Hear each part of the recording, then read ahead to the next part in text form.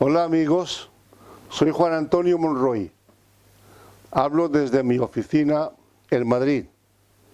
En la grabación de este video está Juanjo Bedoya como jefe del equipo técnico. Y hoy quiero recordar un tema que traté en julio del año pasado. En esa ocasión me referí al misterio de Dios. Hoy, casi un año después, continúo con el mismo tema, pero hablando de la revelación del misterio.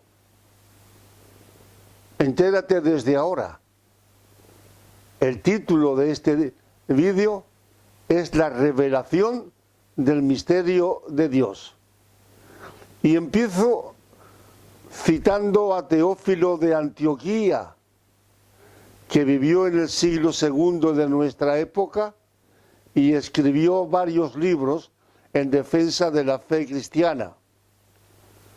Solía ilustrar la necesidad de la revelación de Dios con este ejemplo: los granos encerrados en una granada no pueden comunicar con los que se hallan fuera de la corteza.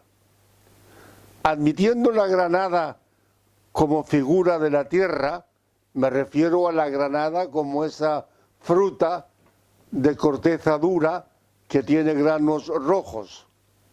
Pues bien, dice Teófilo de Antioquía que admitiendo la granada como figura de la tierra, el ser humano, representado por los granos, jamás hubieran podido romper la corteza que les separaba del cielo para descubrir, aunque solo en parte, el gran misterio de Dios.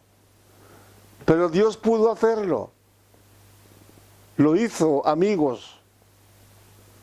Dios quebró la corteza, rasgó los cielos y se reveló a los seres humanos, desvelando el misterio de su personalidad. San Pablo llama a esto el misterio de la piedad, el gran misterio de la fe cristiana. En 1947 se produjo un descubrimiento sensacional para la crítica bíblica. En unas cuevas del Mar Muerto, en Palestina, fueron hallados en grandes tinajas manuscritos conteniendo importantes copias de libros del Antiguo Testamento, entre ellos el Génesis, el Éxodo, Deuteronomio y también algunos capítulos del profeta Isaías.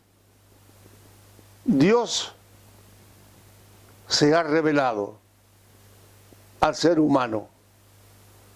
Dios no ha permanecido escondido entre nubes en un cielo más allá de las estrellas.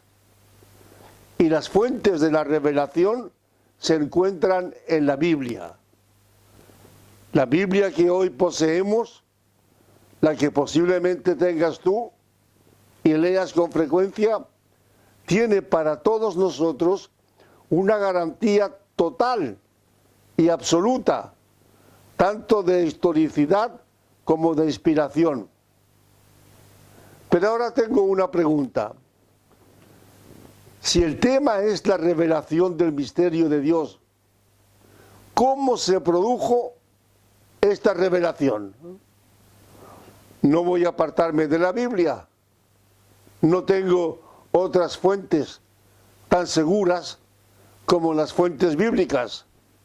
San Pablo dice en la epístola a los Romanos que el misterio de Dios se ha mantenido oculto desde los tiempos eternos. Y añade, misterio escondido desde los siglos en Dios, que creó todas las cosas. Esto es de la epístola a los Efesios. La revelación del misterio de Dios no fue esporádica, no fue cosa de un día, ni cosa de un año, ni cosa de un siglo. tuvo un proceso que empezó ya en el mismo huerto de Edén y se hizo realidad en el pequeño y maloliente pesebre de Belén.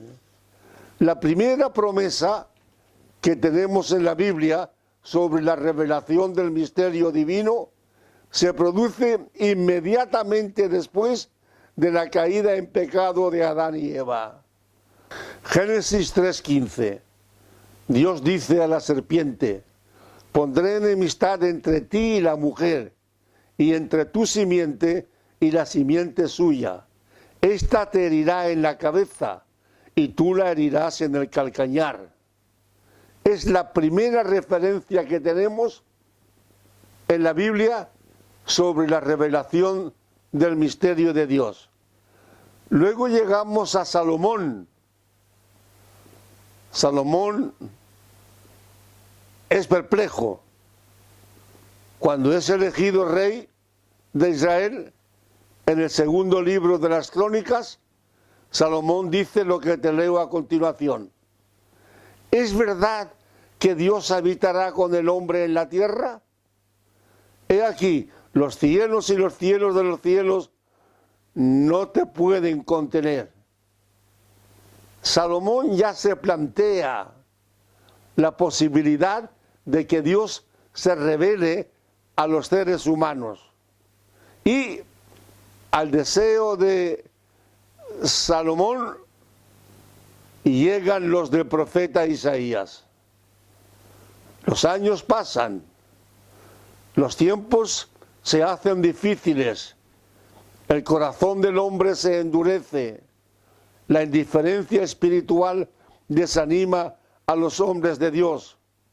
Aún faltan, escúchalo bien, aún faltan 700 años para la revelación total del misterio, cuando el profeta Isaías lo desea ardientemente. Amigos, ¿qué versículo este? ¿Qué versículo el de Isaías 64? Salomón dice: ¿es verdad que Dios habitará con el hombre en la tierra? Isaías escribe: oh, si rompiese los cielos y descendieras, y a tu presencia se escurriesen los montes. ¿Es verdad que Dios pueda habitar con el hombre en la tierra? Pregunta Salomón, y el profeta Isaías contesta: ojalá. Siguen pasando los años. Unos 520 años antes de aquella noche en la que, según Miguel de Unamuno, fue nuestro día en Belén. Entonces, 520 años antes, el profeta Ageo contempla la esplendorosa era mesiánica y vislumbra la gloria que llenaría la humildad del segundo templo. El profeta Ageo dice: haré temblar a todas las naciones, y vendrá el deseado de todas las naciones, y llenaré de gloria esta casa, ha dicho Jehová de los ejércitos. Primero, el Génesis, la conversación entre Dios y la serpiente. Luego, Salomón: ¿puede Dios habitar en la tierra? Después, Isaías: ojalá que habitara. Ahora tenemos a Ageo, que contempla la venida del deseado de las naciones, y culmina este proceso profético, lo culmina el profeta Malaquías. En la última página del Antiguo Testamento, escrita unos 420 años de la encarnación del misterio en el vientre de la Virgen María, el profeta Malaquías escribe estas palabras: a vosotros, los que teméis mi nombre, nacerá el sol de justicia, y en sus alas traerá salvación, y saldréis y saltaréis como becerros de la manada. ¿Has entendido bien la primera parte de este vídeo? Te estoy hablando de la revelación de Dios, de la revelación de su misterio. Salomón dice, ¿acaso esto sería posible? Isaías dice, ojalá. Luego tenemos al profeta Malaquías, que habla de la revelación del gran misterio de Dios en los años venideros. Y termino con Ageo y Malaquías.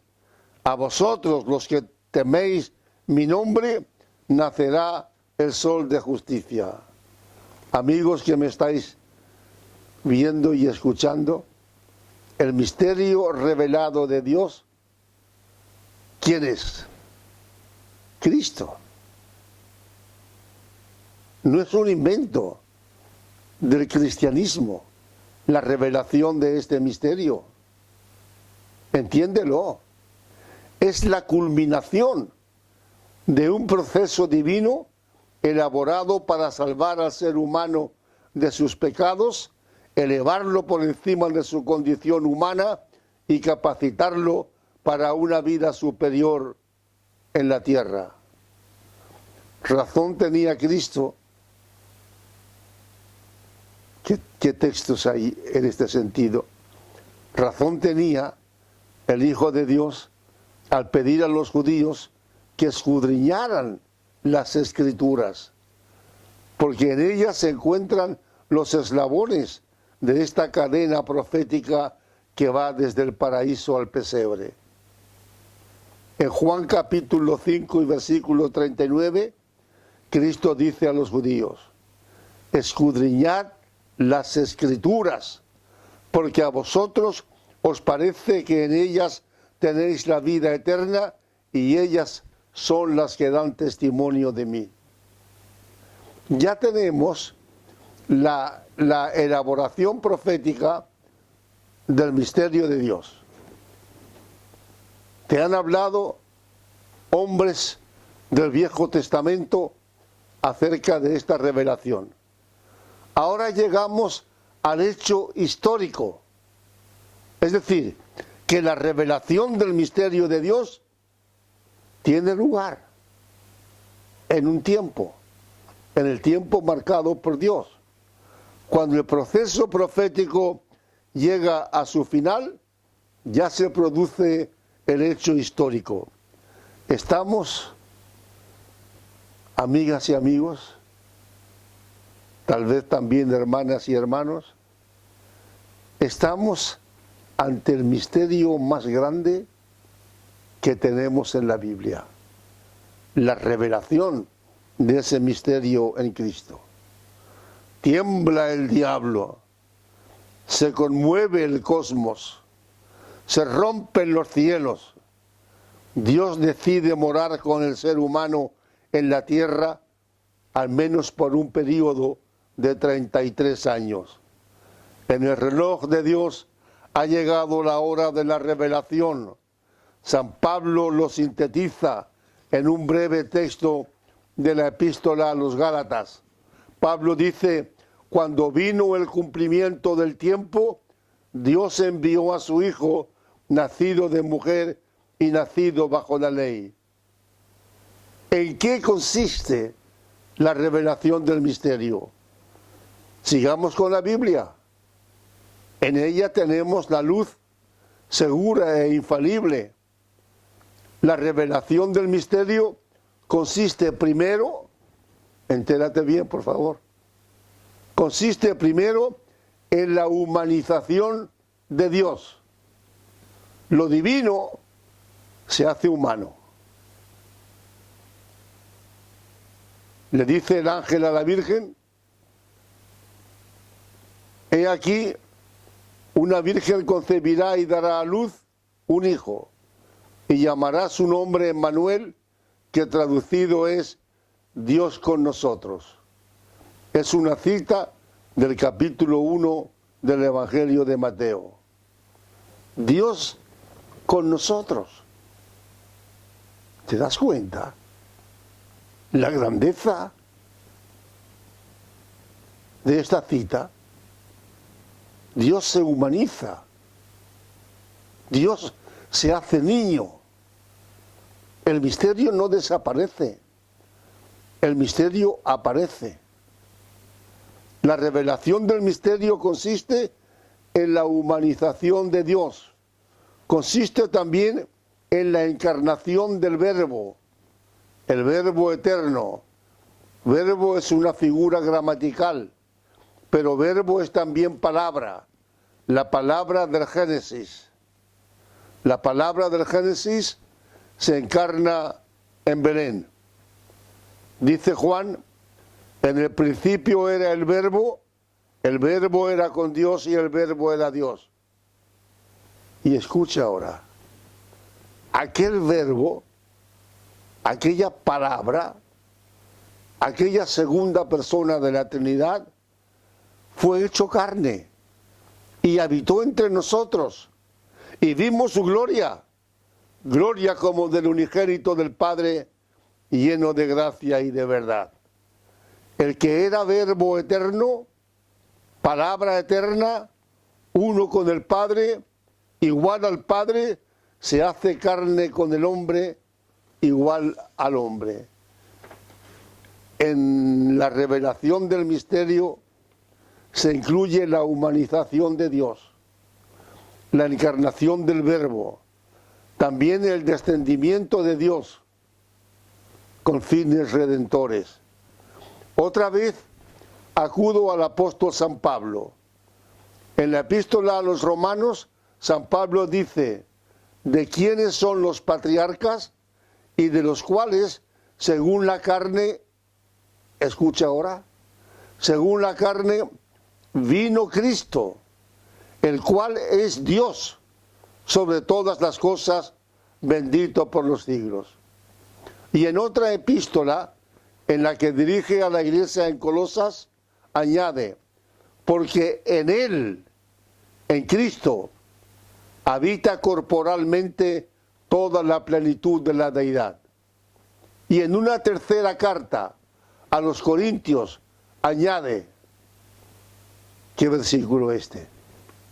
Aquellos que no creen que Cristo sea Dios, deberían leer día y noche este versículo. San Pablo dice, Dios estaba en Cristo, reconciliando consigo el mundo, no tomándoles en cuenta a los hombres sus pecados, y nos encargó a nosotros la palabra de la reconciliación. Dios estaba en Cristo, en el misterio, que vivió 33 años en la tierra de los seres humanos. El último texto de San Pablo nos pone ante la plenitud del misterio de Dios. El Dios eterno tiende al hombre un puente de amistad en Cristo y le ofrece su mano conciliadora. Dime, amigo o amiga, dime, ¿qué más pudo hacer Dios? ¿Qué más? ¿Qué más pudo hacer para salvarte? Si Diógenes buscaba al hombre por las calles de Alejandría con una linterna encendida en pleno día, Dios sale al encuentro del hombre en las noches de su angustia y sale con la luz de Cristo. Más aún, la revelación del misterio consiste también en la manifestación carnal de Dios. O te lo explico de otra manera. Dios, que era espíritu, espíritu puro, porque el Dios del Génesis no tenía cuerpo, se hace cuerpo, se hace carne en la carne. En un texto muy profundo del apóstol San Pablo, presenta un completo resumen del misterio divino que él llama misterio de la piedad. El Dios oculto hace su aparición entre los seres humanos y vuelve de nuevo a las alturas celestiales.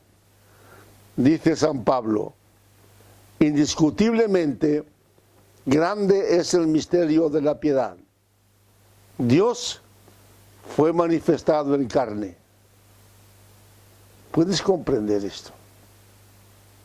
Que el Dios eterno se haga carne, se manifieste al mundo encarnado. Fuimos justificados en el Espíritu. Dios fue visto de los ángeles, fue predicado a los gentiles, fue creído en el mundo, recibido arriba en gloria. La vuelta de la noria. Dios desciende, carne en el cuerpo de un niño, vive en la tierra 33 años y vuelve al lugar de donde vino. Pero tengo otra pregunta para ti. Te estoy hablando de la revelación del misterio de Dios. Pero, ¿fue necesaria esta revelación? Y si lo fue, ¿para qué? Muchas fueron las razones que hicieron necesaria la revelación de Dios en Cristo. Te voy a señalar algunas como ejemplos. La revelación dio lugar a un conocimiento más perfecto de Dios. Antes de la revelación existían innumerables concepciones de la divinidad. La revelación zanjó definitivamente esta cuestión, presentándonos a Dios como ser esencialmente espiritual. San Juan nos dice en el capítulo 4 de su Evangelio: Dios es espíritu, y los que le adoran en espíritu y en verdad es necesario que le adoren. Pues bien, a través de la revelación, nosotros todos, el mundo, la tierra, el cosmos humano, adquirió un conocimiento más amplio de la perfección de Dios y de su espiritualidad. Por otro lado, la revelación del misterio fue necesaria para que tú y yo y todos nosotros tuviésemos un conocimiento más perfecto de su voluntad. Después de haber sido revelado Dios en Cristo, no se puede continuar ignorando su voluntad, su misericordia, su amor, su deseo para los seres humanos. Una voluntad que no se satisface con clamores de piedad, sino con obediencia. El mismo Jesús dice en Mateo capítulo 7, no todo el que me dice Señor, Señor, entrará en el reino de los cielos, sino el que hace la voluntad de mi Padre que está en los cielos. La revelación del misterio de Dios dio un paso adelante. Estas relaciones entre Dios y el hombre se desenvolvían entre tinieblas de imperfección en el Viejo Testamento. La revelación en el Nuevo vino a disipar totalmente estas tinieblas y a iluminar los espíritus. San Juan dice, no puede el hombre recibir nada si no le fuere dado del cielo. ¿Te has enterado? Tú no puedes recibir nada de la revelación de Dios, del conocimiento de Dios, si el mismo Padre no te lo revela. Y para eso has de pedírselo y mantener comunión con Él. El mismo Cristo te dice en el capítulo 12 del Evangelio de San Juan, yo la luz he venido al mundo para que todo aquel que cree en mí no permanezca en tinieblas. Al que oye mis palabras y no las guarda, y yo no le juzgo, porque no he venido a juzgar al mundo, sino a salvar al mundo. Cristo te dice aquí que ha venido a la tierra, se ha encarnado como revelación del misterio de Dios para que todo aquel que en él cree no permanezca en tiniebla. Y si alguna persona no guarda sus palabras, él no le juzga, porque la elección es libre. Cristo quiere que tú creas, pero si no crees, Él no te obliga, en absoluto. Él busca tu salvación. ¿Y qué es la salvación? Pues es parte de la revelación del misterio. El programa divino para la salvación de tu alma aparece tan claro como las aguas de un riachuelo en primavera. Aquí sí que no valen pretextos ni alegar ignorancia. La revelación del misterio de Dios tuvo lugar para hacer posible la salvación de tu alma. Así lo dice el mismo Cristo en uno de los versículos más conocidos de todo el Nuevo Testamento. En Juan 3:16, porque de tal manera amó Dios al mundo que ha dado a su Hijo unigénito, para que todo aquel que en él cree no se pierda, mas tenga vida eterna. De tal manera amó Dios al mundo, de tal manera te amó Dios a ti, que entregó a su Hijo en la revelación del misterio. Y en el capítulo 10 de San Juan leemos estas otras palabras. Volvió Cristo a decirles a la audiencia que tenía delante de él: de cierto os digo, yo soy la puerta de las ovejas. Todos los que antes de mí vinieron, ladrones son y salteadores, pero no los oyeron las ovejas. Yo soy la puerta. El que por mí entrare será salvo, y entrará y saldrá y hallará pastos. El ladrón no viene sino para hurtar y matar y destruir. Yo he venido para que tengan vida y para que la tengan en abundancia. Yo soy el buen pastor. El buen pastor su vida da por las ovejas. Aquí está implicada la revelación del misterio de Dios. Él vino para alumbrar tu vida. Él vino para abrirte las puertas de la eternidad. Porque a través de la revelación del misterio tenemos los seres humanos un conocimiento más perfecto de lo que es y de lo que hay en el más allá. Todas las especulaciones sobre el más allá, todas terminaron con la revelación del misterio. Cristo habló de dos lugares bien definidos en la eternidad. En Juan capítulo 5, Cristo dice: no os maravilléis de esto, porque vendrá hora cuando todos los que están en los sepulcros oirán su voz, y los que hicieron lo bueno saldrán a resurrección de vida, mas los que hicieron lo malo a resurrección de condenación. Olvídate de cielo e infierno, olvídate del diablo pinchando con un tenedor enorme los cuerpos en el infierno, olvídate de todas estas imágenes plásticas. La gran realidad es que en la eternidad hay dos lugares, nada más.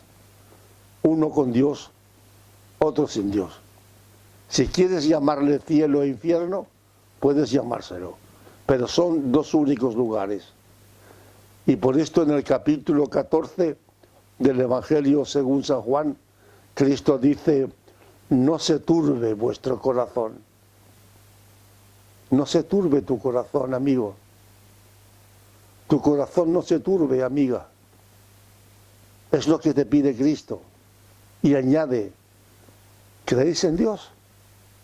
Creed también en mí. ¿Por qué dice esto? Porque Él fue la revelación del misterio de Dios. ¿Creéis en Dios? Creed también en mí.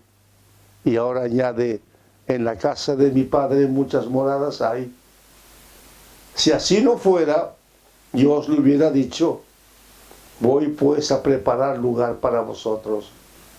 Y si me fuere y os preparare lugar, vendré otra vez y os tomaré a mí mismo, para que donde yo estoy, vosotros también estéis. No se turbe vuestro corazón.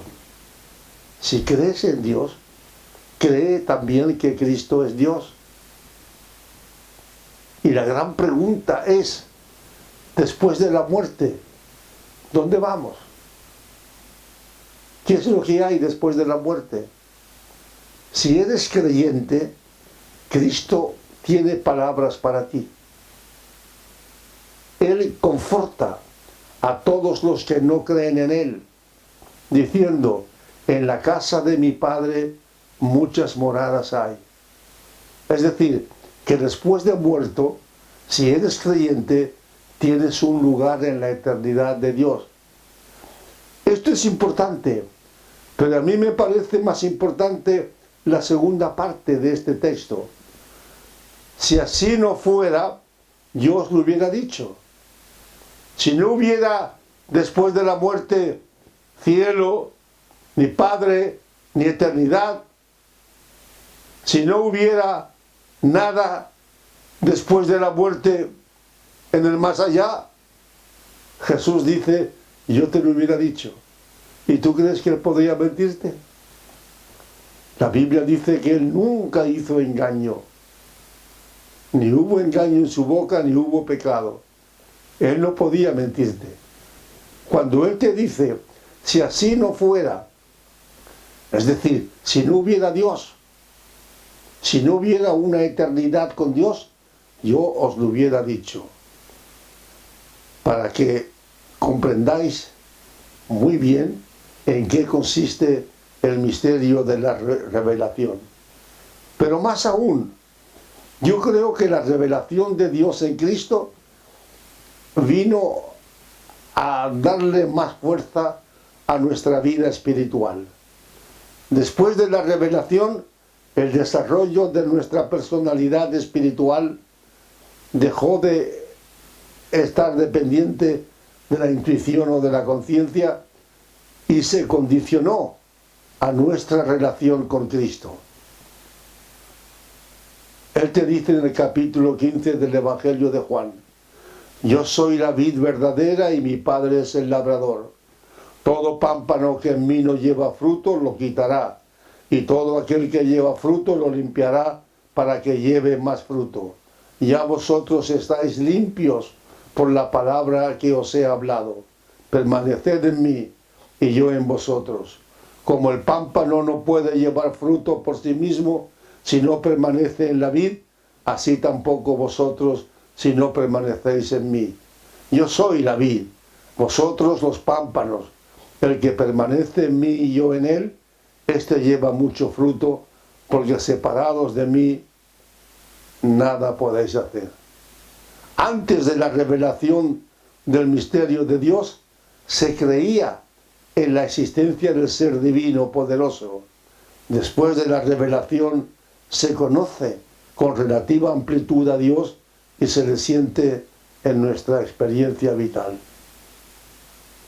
Te he hablado en el vídeo de hoy, te estoy hablando, todavía necesito unos párrafos más, te estoy hablando de la revelación del misterio de Dios en Cristo.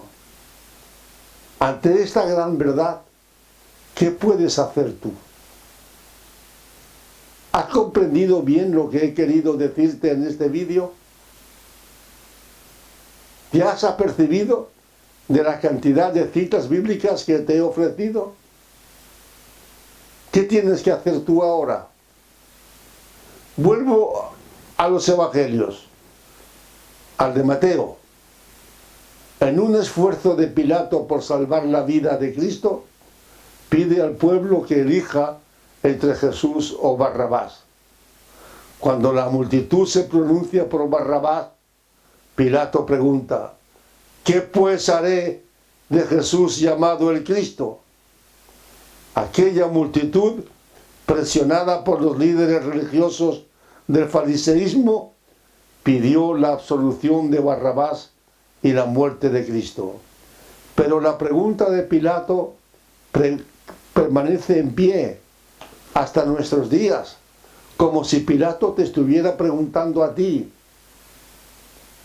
Pilatos dice: ¿qué haré con Jesús que se dice el Cristo? ¿Qué harás tú de Jesús? ¿Y qué actitud tomar ante esta realidad histórica, ante las pretensiones divinas, ante sus continuas demandas? Cristo tenía plena conciencia de ser Dios, y así lo proclamaba. Decía que verle a Él era ver a Dios mismo. En una ocasión, en conversación con uno de los apóstoles, con Felipe, cuando Felipe le dice: muéstranos al Padre y nos basta, Jesús le contesta: tanto tiempo hace que estoy con vosotros y no me has conocido, Felipe. El que me ha visto a mí, ha visto al Padre. ¿Cómo pues dices tú: muéstranos al Padre? Una referencia personal. Yo he sido profesor de religiones comparadas en un instituto bíblico de Marruecos. Pues bien, como profesor de religiones comparadas, puedo decirte que no ha habido ni un solo fundador de religión, ni uno, ni siquiera Mahoma, que fue el que más proclamó su existencia cerca de la divinidad. Ni siquiera Mahoma dijo estas palabras: el que me ha visto a mí, ha visto al Padre. Él tenía plena conciencia. Y otra vez, en el mismo Evangelio de Juan: yo y el Padre somos uno.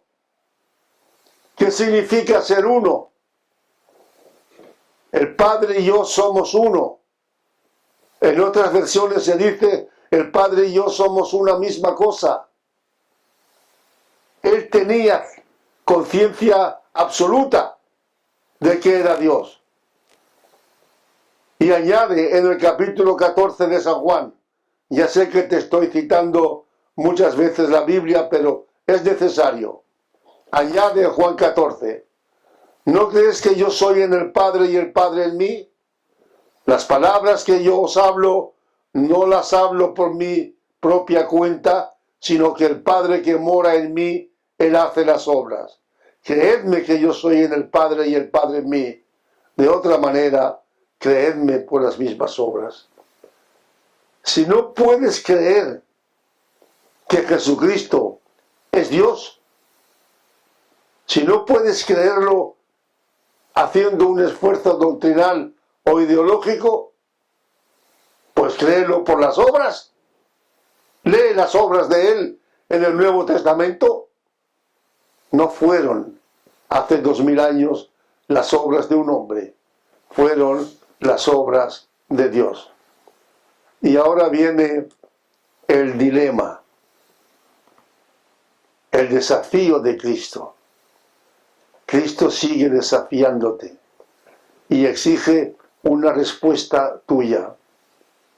¿Quién es Cristo hoy día para ti? ¿Quién es? Se han dado muchas contestaciones a esta pregunta. Unos han dicho: Cristo era un profeta. No, señor. La misión del profeta es temporal. Termina el profeta, termina la profecía. Otros han dicho: era un hombre bueno. Tampoco. No existen hombres buenos. Existen hombres pecadores. Un hombre puede ser bueno en una ocasión y dejar de ser bueno en otra. Un hombre y una mujer. Un filósofo alemán, Nietzsche, dijo: fue un superhombre, pero el superhombre real solo tiene vida en la imaginación de un filósofo incrédulo. El hombre es capaz de superarse a los actos más heroicos y de rebajarse a los actos más mezquinos. No existía el superhombre. Cristo no era un superhombre. Era Dios y era hombre. Otros han dicho, como Vargas Vila, era un embaucador de multitudes. No le iba este papel a Cristo. No le iba el papel de embaucador a un hombre que dice, si te hieren en una mejilla, vuelve a pedir la otra. ¿Qué era Cristo? ¿Un alucinado que se creía Dios? El alucinado no habla con la brillantez que hablaba Cristo. No pronuncia un sermón de tan altos valores morales, literarios y espirituales como el Sermón de la Montaña. Un loco de remate está en sus obras. Eso de un loco de remate siguió diciéndolo Vargas Vila, el autor colombiano. Pero un loco de remate está en sus obras, sus milagros, más de 40 milagros que se registran en los 4 evangelios. ¿Un loco puede hacer milagros? Loco fue el que escribió estas palabras. ¿Quién era Cristo? Dios. Dios. Así lo vieron los profetas. Así lo reconocieron los apóstoles. Así lo escribieron los autores del Nuevo Testamento. Así lo admitió él mismo. Así lo llevan sintiendo 20 generaciones de cristianos que han hallado en su vida la paz de Dios y la salvación de Dios. La historia que te voy a contar para terminar este vídeo se encuentra en el capítulo 9 del Evangelio de San Juan. Cristo cura a un hombre que había sido ciego desde su nacimiento. El ciego es llamado ante los dirigentes religiosos para que explicara cómo había sido curado y qué pensaba de quien lo curó. Al decir que para él aquel hombre era Dios, que era profeta, se indignan en contra del que había sido ciego y lo expulsan de la sinagoga.